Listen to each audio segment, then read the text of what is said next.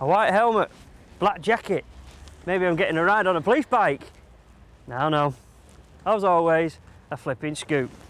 And in fact, an electric scoot. Now you may recall, last year I had a go on a Peugeot scooter.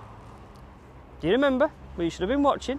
I also, since then, introduced to you an Attila, which is an Italian electric scooter. And now, here's another one to the many. This particular one is a swap, a Shangwei air preserver. And that is exactly what it does because it's electric. It's powered by a massive 40-odd volt motor here at the back, making it go... No, it doesn't actually. It's like all electric scooters, it struggles to go up hills. It moves along the road quite happily at 30 mile an hour-ish, thereabouts, and allegedly this one will do as much as 50 mile an hour, although I believe that must be downhill with the wind behind you. Just like them all really, a little bit slow. And the other thing about them all as well, which I have noticed, is you can't hear them when you set off. When the engine's running, it isn't running. It's just electric, isn't it? Vroom, vroom, vroom.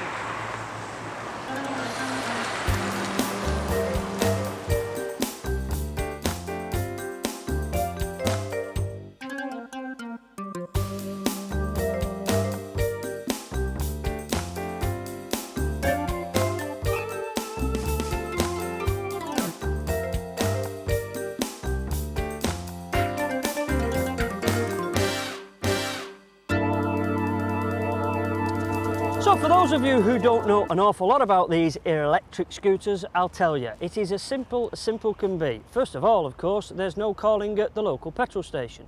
There's no putting two-stroke oil in, because you lift up the seat and we remove a plug. You place the plug in the hole in the wall, misses, and then leave it overnight.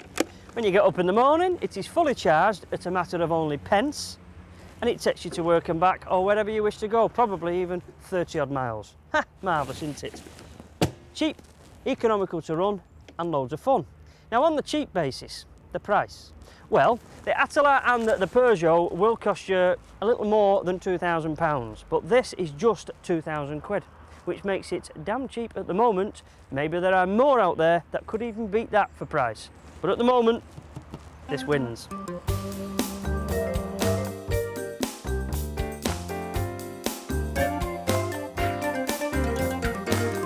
Was an electric scooter there. Yes, scooter, but electric. Now, perhaps you like the idea of being electric and being green and friendly and all that, but you don't like scooters. So what about a little fun machine like this? Look at this trendy little thing, even with a seat to sit your bum on while you're zipping along. It's a GoPed type thingy. It's called a glider, made by a company called Badsy, and this will cost you £700. Now, it's true to say you can buy a petrol GoPed for quite a bit less than £700, but that's petrol, isn't it? You've got to put petrol in it. It's dirty, messy, you might get your hands dirty, you've got to look after it. It could blow up and go wrong. This, dead simple, it's electric, so it's got a plug on it. Look at that 3-pin plug. Stick that in the mains, 4 to 6 hours charge, and that'll give you all the power you need to zip round a busy city centre all day long. Switch it on, twist away, and off we go.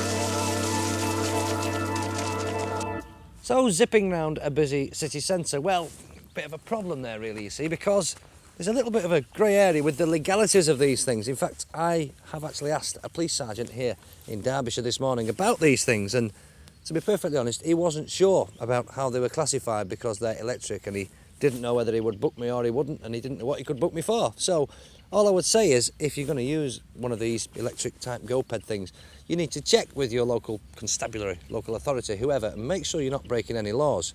But it is quite an important point. Perhaps I should show you how it all works, this under here. Whip the seat out here, and here we have a key, and there isn't really a great deal to see under here. That lifts up like that, and there we have 2 whacking big batteries and very little else. 2 big batteries, electric motor, And really that's it. It is very, very heavy, I have to say. So I wouldn't like to be throwing it in and out of a boot too often, because that's the great thing about these things, you see. It'll fold up. That will fold down, the handlebars there, take a bolt out the bottom of the steering column, and it'll fold up and go in your car boot. And when you arrive on the outskirts of town or at the office, out the boot, handlebars up, bolt in, stick the seat in, and providing you've had it on charge, as I say, for 4 to 6 hours, switch it on, and away you go. The batteries will also power the lights, because it's got lights, this thing. It's very, very trendy. In fact, it's even got a dip beam and a main beam and a horn as well. Very nice.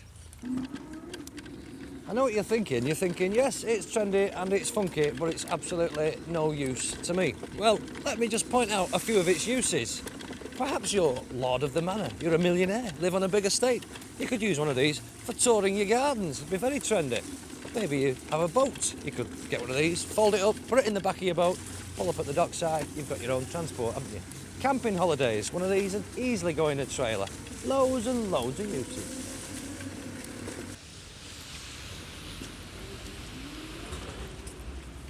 So maybe you're environmentally friendly and perhaps you want a big gas guzzler like this Cadillac DeVille here, and maybe you're fed up with paying astronomical fuel bills every week. Well, you can go green and go electric on a little go-ped like this.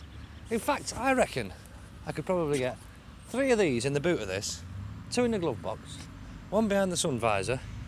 There must be some more room as well.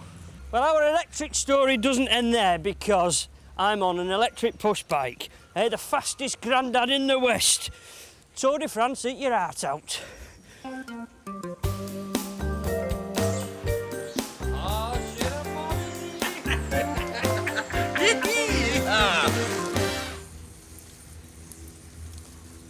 Look at that, eh? I've done thousands of miles. Well, maybe thousands of yards, but I'm not in the least bit tired. And the reason for this is simply because I've got a bit of outside help in the form of an electric engine down here and a battery pack here, making life so much easier for such people as myself who get very tired very quickly. Now, this is from a company called GMB, who are in fact at Belgium, and they've been doing them for about 8 years now. And they've been selling them to the Japs, and they've bought hundreds of thousands, so much so for the last 8 years, every year they've sold 100,000 of them. So if it's good enough for them, it's good enough for us.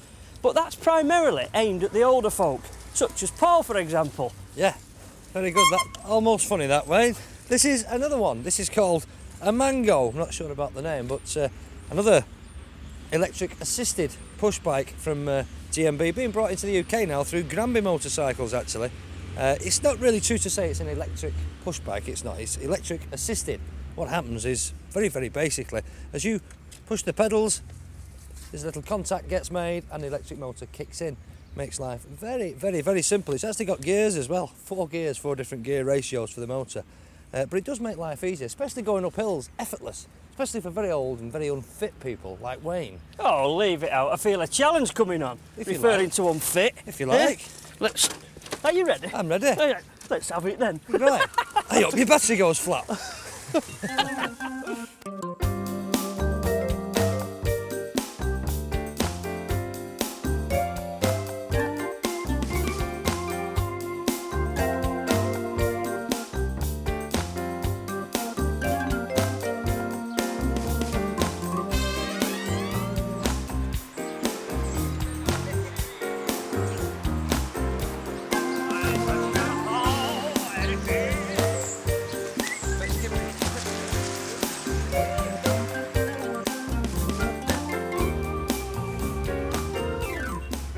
We've got you intrigued, haven't we, with these things? Fascinating. Well, I'm interested in them, I must admit, but what gets me is, as everything, when I get hold of something, they either run out of petrol or the battery goes flat, and that's what that bleeper's indicating. It's telling us that it needs some battery charging. It isn't a problem, because we remove the battery and we stick it on a battery charging device, specially designed for it.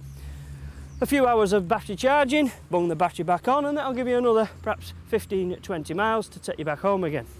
Easily sorted. This particular one is the very, very latest version, and it's the first ever to produce with an aluminium frame, making it a little lighter than the predecessors and very, very strong. But it also looks rather tasty. It's got some beautiful lines and some beautiful ideas, including this lock. This only locks the wheels. The latest addition to go with it is a cable, so you can fasten, by use of this cable, the bike to a lamppost for security reasons, and we have to be security conscious in this day and age. We also have to be legally conscious as well, because there are some legal boundaries due to the fact that it has indeed got an engine. I'll leave the legalities to Paul, who's obviously a little bit further behind because he's not as fit as I am. No, not quite. No, my battery's really flat now. Yes, the legalities of these. Electric vehicles are always a bit of a grey area on the road. Nobody really seems to know the rules, but I can tell you for definite that you can ride one of these on the road at 14 years of age. Yes, a 14-year-old can ride one of these. You don't need a licence, you don't need insurance, you don't even have to wear a crash helmet, although we would always say wear some form of head protection. But it's quite trendy. You'd be quite the bee's knees turning up at school in one of these, wouldn't you? And then who knows, at 16 you've got the bug, you've got a little bit of power, you might want to go onto a scooter, and that's the idea with these things. It's a way of bringing young people into two-wheeled transport, shall we say, and eventually they finish up on motorcycles. Now the prices, well, this Mango, still can't get over that name, but this Mango will cost you £650.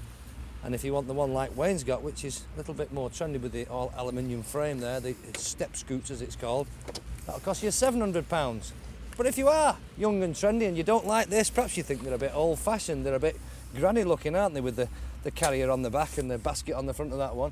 Well, they do a mountain bike style one, and that's got suspension like this one has as well, and it's very, very trendy and trick looking, and that'll cost you £750.